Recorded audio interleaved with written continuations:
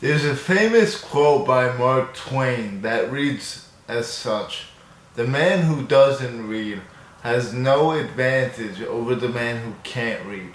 And I think that quote is so important to remember in today's current age of instant gratification and the lack of ability to focus with disorders like ADHD running rampant and stuff like that, and people overall just not really reading anymore. It used to be well known that the man who reads is far superior to the man who doesn't. But in this video, I hope to give you guys some motivation and tell you guys the top 5 books to read in summer 2022 that will probably change the way you look at everything in your life. So let's jump into it. So these are just the 5 books that I personally ended up reading. Obviously, reading any book is much better than reading none at all. And reading in general is just a habit that you have to build up, just like any other habit, like journaling and whatnot. So just read the books that appeal to you the most. Right now, I'm in the phase of my life that I'm trying to improve myself a lot. So obviously, books such as self-improvement books are probably gonna be good for someone like me. But if you guys find more consistency in reading novels, then obviously read novels. There was a huge point in my life where I was reading novels consistently, but now it might be harder to read novels and I probably get more out of self-improvement books. So overall, just read what you want to read. And I picked these books very selectively based on the recommendations of many people. These are all amazing books that almost anyone could read and take something away from. So let's just jump straight into it. The first book that I read, which I actually started last summer, but I never got to finish it until the winter, and it's Rich Dad Poor Dad by Robert Kiyosaki. So there is actually a lot of controversy surrounding this book because it's very famous, popular, and successful without really saying much, in terms of the actual physical and tangible info.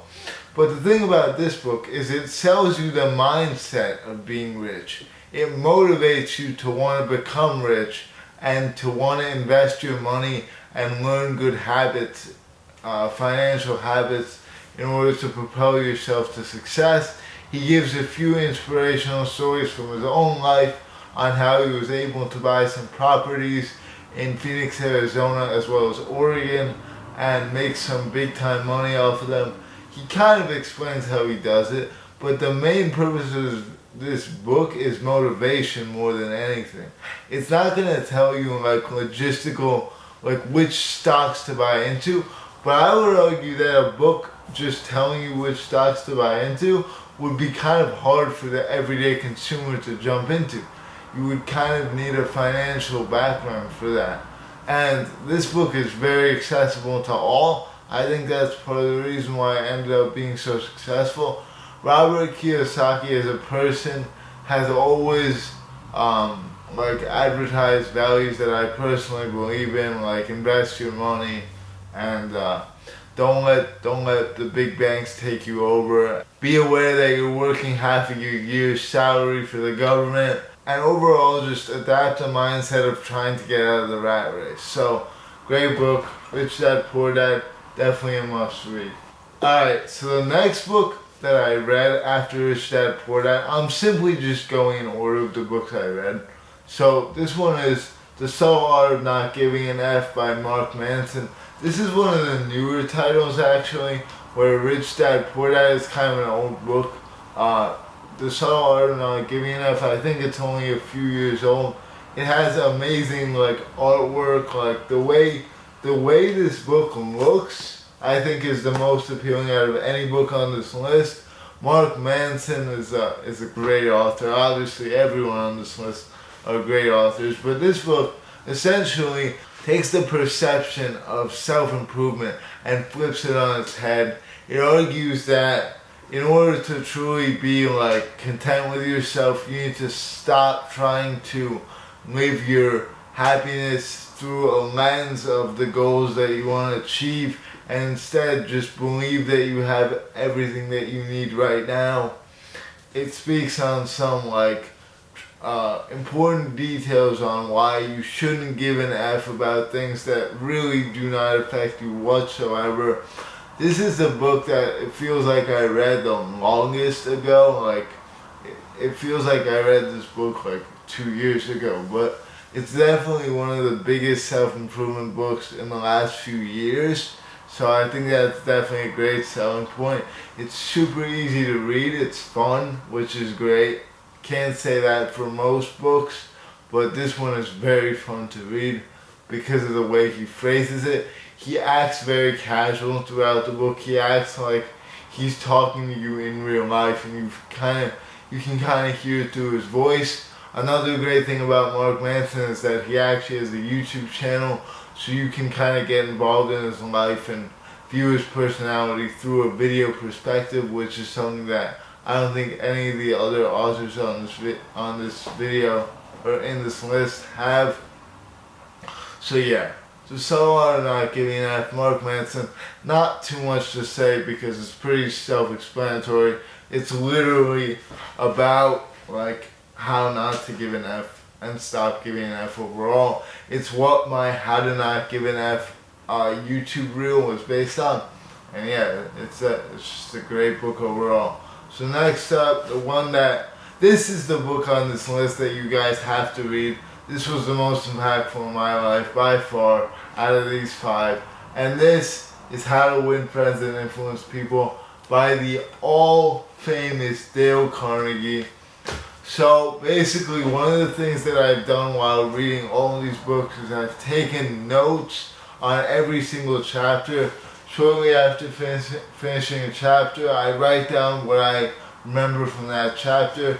This was the book that I wrote the most notes for, and for a very good reason, because this literally, step by step, tells you how to win friends and influence people. The title is not a joke. Some of the things that it says might sound very obvious, such as you should smile more, you should act interested when people talk to you, but it's these kind of things that make it such a rereadable book and so memorable. And it basically teaches you the fundamental basics of social skills that we all should know. And, you know, everyone needs a book like that just to make sure that everything is going well in their social life. I think it's a great book, the best one on this list, at least for me. It really resonated with me, but you guys can read it too and figure it out for yourself. So the next book I ended up reading was The Magic of Thinking Big by David Schwartz. This one came right out of a Hamza recommendation. I'm not even gonna lie. It says on the front, acquire the secrets of success, achieve everything you've always wanted. David Schwartz, PhD. So definitely a great marketing scheme on this one. The Magic of Thinking Big is a great title, I think. But out of all the books on this list, this one resonated with me the least. Personally, it took me a while to read through this book for whatever reason, but I'm sure a lot of you guys will find it amazing. And that's just how it is with books. Like, not every single book is going to resonate with every single person. This one basically teaches you how, if you think that you can do something, you can, and how the thoughts literally shape the way we act. If we have confidence in ourselves, if we dress well, if we look put together, we will automatically be better off in our day-to-day interactions and stuff like that. It basically goes into the art of how the brain works and how the way you treat yourself is the way you act on a daily basis, and how important it is to keep a positive mindset, stay away from gossip and stuff like that. So yeah, it pretty much just gives a bunch of stories of like people who were able to change their mindset and achieve big things. It seems kind of similar to the last book, How to Win Friends and Influence People. in the way that it is formatted. So if you like that one, you'll probably like this one too. And yeah, that was the fourth book I read. Great book, David Schwartz, phenomenal author. And this is the one that I just finished reading this morning actually. Atomic Habits by James Clear. I also really like the title of this one. It says an easy and proven way to build good habits and break bad ones. The thing about this book is kind of like most of the books on this list. There's no like deeper meaning in this one especially. It's literally everything that you hear is exactly what it means. It's like he tells the short story of how he used to be a baseball player, ended up having a serious injury, but was able to bounce back from it and then some by implementing good habits into his life.